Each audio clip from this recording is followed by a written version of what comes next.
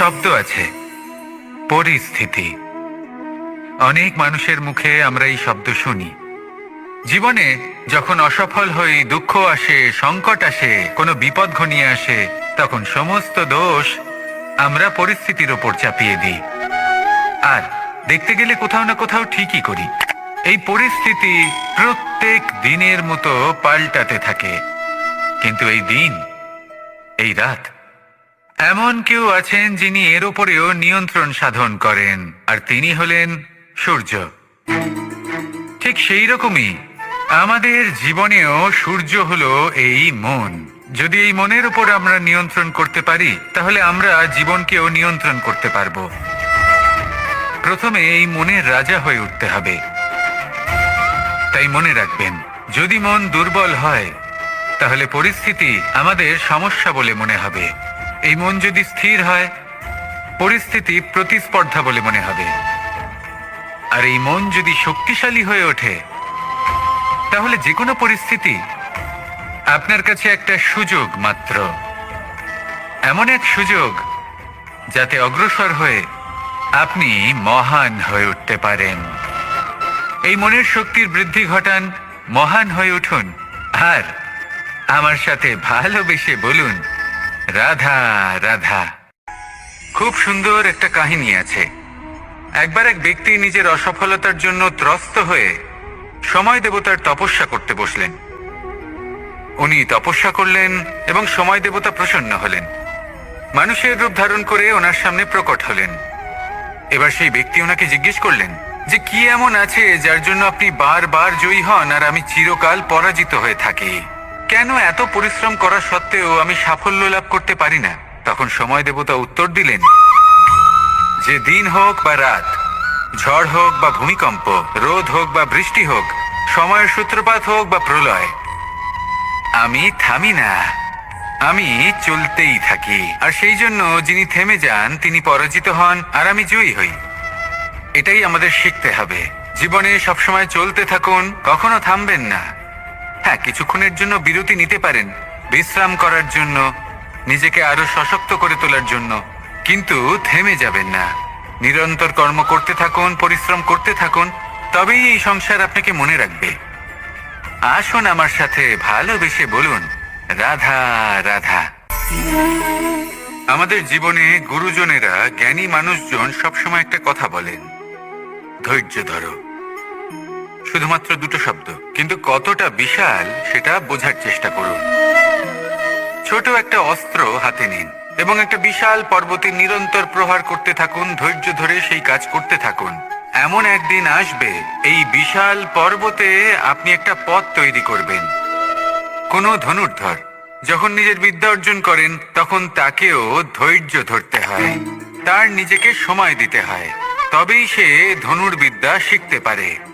সেইভাবে আমাদের জীবনেও ধৈর্য ধরার খুব প্রয়োজন।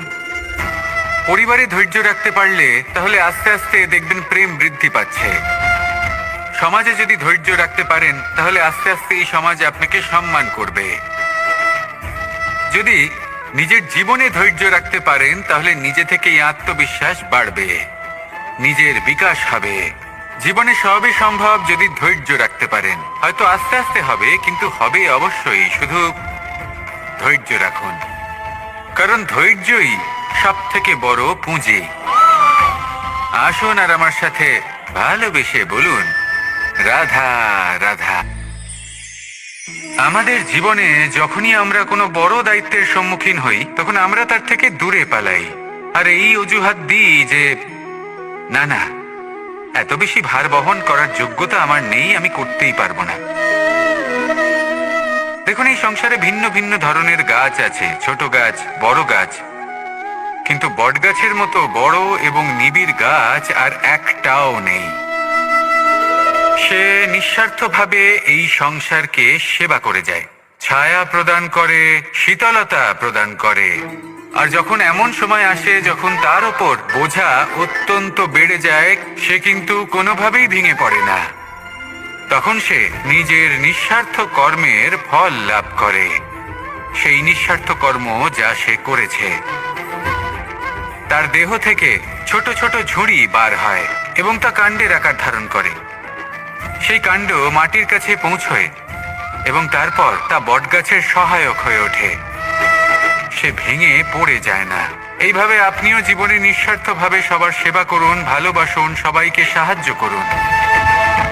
যেদিন আপনার ওপর বোঝা অত্যন্ত বেড়ে যাবে, সেদিন এই সব মানুষ আপনাকে সাহায্য করার জন্য আসবেন, আপনার শক্তি হয়ে উঠবেন, আর আপনি বটগাছের মতোই মহান এবং বিশাল হয়ে উঠবেন। আসুন আর আমার সাথে ভালোবেসে বলুন, রাধা রাধা। মানুষ তার জীবনে দুই ধরনের পরিস্থিতিকে খুব ভয় পায়। এক, কোনো কারণবশত কারোর সামনে নত হওয়া। দুই, কোনো কারণে নিজের চরিত্র থেকে, নিজের মূল্যবোধ থেকে বিচ্যুত হওয়া। এবার কেন হয় এরকম যে কথায় কথায় কারোর সামনে নত হতে হয়? কেন বারংবার নিজের চরিত্র থেকে চ্যুত হতে হয়? এরকম কেন হয়? এটা তখনই হয় যখন আমাদের শিক্ষা এবং মূল্যবোধের অভাব থাকে। যদি মানুষের মধ্যে প্রকৃত শিক্ষা থাকে, তাহলে এই সংসারে কোনো সময় এবং কারোর সামনেই নত হওয়ার কোনো প্রয়োজন নেই। যদি মানুষের মধ্যে মূল্যবোধ থাকে, তাহলে তাকে নিজের মূল্যবোধ বা চরিত্র থেকে বিচ্যুত হতে হয় না, তা সে যাই হয়ে যাক না কেন। কোনো বালককে যদি জন্ম থেকেই সুশিক্ষার অধিকারী করা হয়, শিক্ষিত করা হয়, মূল্যবোধের অধিকারী করা হয়, তবে সে এই সংসারে এমন কর্ম করবে যাতে সে নিজেকে, নিজের পরিবারকে, সমগ্র সমাজকে গর্বিত করতে পারে। শিক্ষা লাভ করুন, মূল্যবোধ লাভ করুন এবং আমার সাথে ভালোবেসে বলুন, রাধা রাধা। আমাদের সকলের জীবনে একটা লক্ষ্য থাকে যেটা আমরা লাভ করতে চাই। ঠিক যেন একটা প্রতিস্পর্ধা বিদ্যমান যে কে সব থেকে আগে নিজের লক্ষ্যে পৌঁছতে পারবে। আর সেই জন্য আমরা সকলেই খুব তাড়াতাড়ি এগোতে চেষ্টা করি, বড় এবং দীর্ঘ পদক্ষেপ ফেলি যাতে তাড়াতাড়ি নিজের লক্ষ্যে পৌঁছতে পারি। কিন্তু এক অত্যন্ত গুরুত্বপূর্ণ বিষয় আছে, সবসময় লক্ষ্য সামনে থাকবে না, কখনো কখনো তা খুঁজতে হয়। এই যাত্রা খুব কঠিন হতে পারে, আর ঠিক এই কারণেই সবসময় দ্রুত গতিতে চলা বা তাড়াতাড়ি পথে চলা সেটা আবশ্যক নয়। তার থেকেও বেশি গুরুত্বপূর্ণ হলো ভেবেচিন্তে তারপর পথ চলা। যদি ভেবেচিন্তে পদক্ষেপ ফেলেন, চলতে পারেন, তাহলে সেটাই সর্বশ্রেষ্ঠ পদক্ষেপ। কখন কোন দিকে যেতে হবে, কখন কোথায় দিক পাল্টানো যাবে না, কখন গতি বেশি রাখতে হবে, কখন কম, কখন থামবো, কখন চলবো, এই সব কিছুর বিষয়ে জ্ঞান অত্যন্ত গুরুত্বপূর্ণ এবং ভেবে চিন্তে চলতেই হবে। সেই জন্য শুধু তীব্র গতিতে সামনে এগোলে চলবে না, ভাবনা চিন্তা করে এগোতে হবে। আসুন আমার সাথে ভালোবেসে বলুন, রাধা রাধা। কখনো কোনো প্রজাপতিকে উড়তে দেখেছেন? কি সুন্দর উড়ে বেড়ায় সে, এক ফুল থেকে অন্য ফুলে, এক পাতা থেকে অন্য পাতার ওপর। কিন্তু সে কিভাবে উড়তে শেখে কখনো ভেবেছেন? জন্ম থেকেই কিন্তু প্রজাপতির ডানা থাকে না, ও কিন্তু ছোট্ট একটা ডিমের আকারে জন্ম লাভ করে।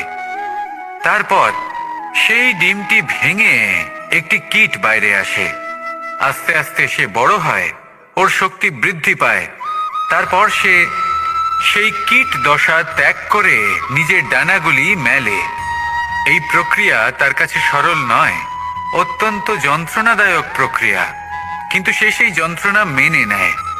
আর তারপর আস্তে আস্তে সে উড়তে শেখে।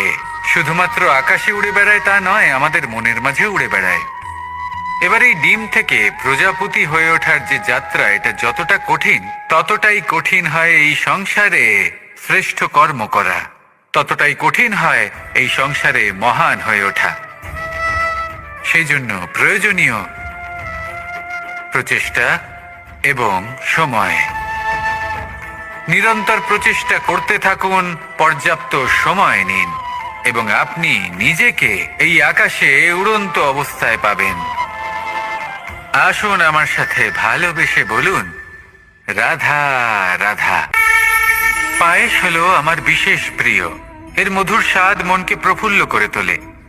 ছোটবেলায় মা আমার জন্য পায়েস বানাতেন এবং আমাকে বলতেন যে গরম থাকতে থাকতে খেয়ে নে কানাই, ঠান্ডা হয়ে গেলে ভালো লাগবে না। কিন্তু আমিও দুষ্টু ছিলাম, ঠান্ডা হওয়া পর্যন্ত অপেক্ষা করতাম, আর ঠান্ডা হয়ে যাবার পরে মার কাছে যেতাম আর ওনাকে বলতাম যে মা, পায়েস তো ঠান্ডা হয়ে গেছে, এটা গরম করে দিন। তখন মা হাসতেন আর বলতেন যে পায়েস না হয় আমি আবার গরম করে দেব কানাই, কিন্তু এর মধুর স্বাদ, সেই মিষ্টত্ব, সেই সুবাস, সেটা আবার ফিরে আসবে না। কথাটা সত্যি। আর এই সত্যটাই আমাদেরও জীবনের সত্য। আমাদের জীবনের মধুর সম্পর্কগুলি, এতে যখন কটুভাব প্রবেশ করে তখন সেই মিষ্টত্ব ফিরিয়ে আনা প্রায় অসম্ভব ব্যাপার হয়ে যায়। আপনি চেষ্টা করে সেই সম্পর্ক ঠিক করতেই পারবেন, তার জন্য অগাধ পরিশ্রম করতে হবে, কিন্তু আবার সেই মিষ্টত্ব কখনো ফিরে আসবে না। সেই জন্য আপনার জীবনের যে মধুর সম্পর্ক আছে, যতটা সম্ভব চেষ্টা করুন তাতে মিষ্টত্ব বজায় রাখতে। কটুভাব আসতে দেবেন না। আসুন আর আমার সাথে মধুর স্বরে বলুন, রাধা রাধা। শব্দ। শব্দ আসলে কি? শুধুই কয়েকটি অক্ষরের সমষ্টি, নাকি আমাদের বাণী? এই শব্দ এমন এক শক্তি যা কাউকেই নিজের বশবর্তী করে ফেলতে পারে। শব্দ এমন এক অস্ত্র যা কাউকে ক্ষত বিক্ষত করে দিতে পারে। এই শব্দ হলো একটি নাদ স্বরূপ, যা কোনো ঘুমন্ত ব্যক্তিকেও জাগিয়ে তুলতে পারে এবং নিজের লক্ষ্যের দিকে অগ্রসর করতে পারে। শব্দে এত শক্তি আছে যে কারোর মনে এতটা আঘাত দিতে পারে যে সে হয়তো জীবনে আর কখনো এগোতেই পারল না। তাহলে এই শব্দের প্রয়োগ খুব ভেবেচিন্তে করবেন।